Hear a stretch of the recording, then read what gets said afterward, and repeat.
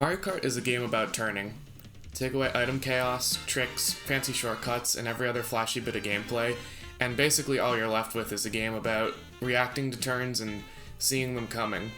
So, in a game where the core gameplay is all about turning like that, it's very important that the designers do everything they can to make the players realize that a turn is coming up.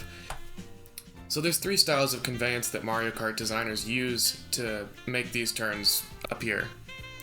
There's overt, covert, and subtle. Overt. So overt is about signposting, making really obvious, flashy, red, not always red, but usually red signs in the world. They don't have much to do with the theming, they're not the most immersive, but they get the point across instantly. You see a big red sign that says to turn, you turn. Really useful when you're going at a high speed, when you might not have too much time to react. This is the best way to get the information across. Beat them over the head with it, make sure they don't miss it, and that they can react to the turn as soon as they see it. Then we get into covert. So, similar, we're still signposting here, we haven't moved on past that realm. We're not quite being so obvious about it anymore. Now we're using things like environmental details, the direction things are facing, maybe some decal on the ground. So for example, in Daisy Circuit on the left, we have those flags that are all pointing left, and if you follow the track, of course, you can see that it is also pointing left. In N64 Bowser's Castle in the middle, you can see Bowser pointing in the direction of the turn.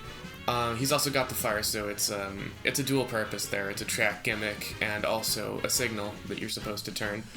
And then finally there's Mario Kart World Toad Factory on the right, and that one might seem more in the realm of overt with the big flashing green arrows. But what makes this covert is that this is part of the world. The conveyor belt is a part of the factory and it adds to the theming, while also being signposting. This is the signposting that doesn't even feel like signposting. And that's the invisible guiding hand that level designers like to talk about. On the left, Thwomp Ruins, you can see that everything is pointing towards the center here, so I wanted to get in one example of what it looks like when the game doesn't want you to turn. In the middle, we have Airship Fortress from Mario Kart DS, and on the right, we have Twisted Mansion from Mario Kart 8. So what all three of these are doing is they're using the level geometry itself to tell you where to turn, rather than any signposting like a thematic element or a big flashing red sign.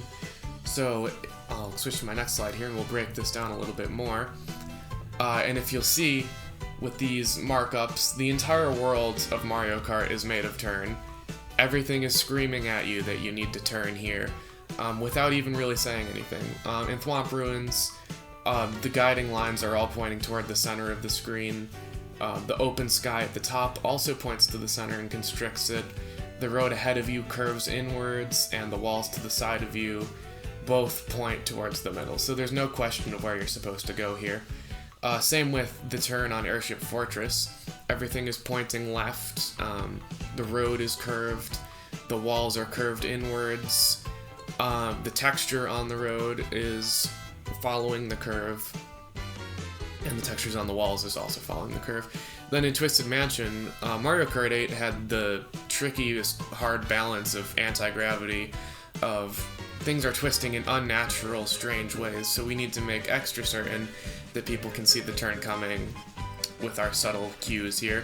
So we have the wall facing on its side, which is almost more of a covert method, but then there's the track itself, which is clearly twisting in an interesting way. You can follow the edges of the road to see that it's twisting left, and the textures of the road, as well as the geometry of the house, the way the ceiling curves, and all that strange stuff that's going on to convey that you're doing something really weird here. So that comes down to how do we actually use this now that we know it. Overt is direct and readable, but it breaks immersion. You're gonna pick it up immediately, it doesn't take much time to realize what they're trying to tell you, and you're gonna notice it. There's no missing an overt signal. Covert, it is missable, but it adds to the world building, it makes the theme stronger, and it can often subtly tell players what to do without actually registering as signposting or something that might break your immersion a little bit. Then there is subtle, which is subconscious, instinctual, but indirect. So the pros are that subtle design is so ingrained in our emotions and our reaction to shape and color that we don't even really need to stop and think about what's happening. We see a turn, we turn.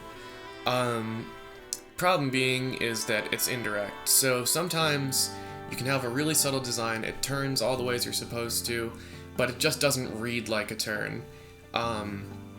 So that's where overt and covert can come in to supplement the subtle direction of the game.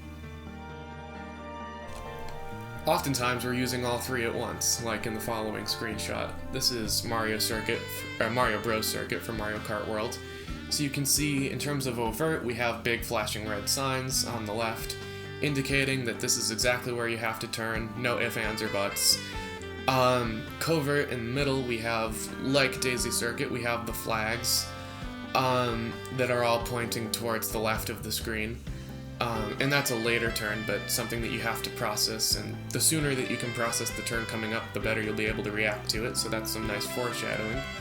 And then on the right we have a subtle turn, which is the geometry of the level that is being supported by the overt and covert. We have our big obvious right turn with a huge drop off to the far right, which says don't turn too much, and also the big open sky on the left that says don't go straight. So if you continue to follow that turn, you'll be on the right path. So that's how all three styles combine to make a readable track design.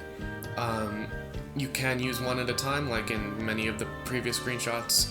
Oftentimes, though, the designers are going to use all three at once to create the smoothest driving experience where you know that a turn is coming without even having to think about it. So that's it.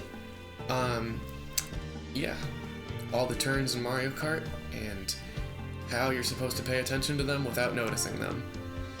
Thanks for listening.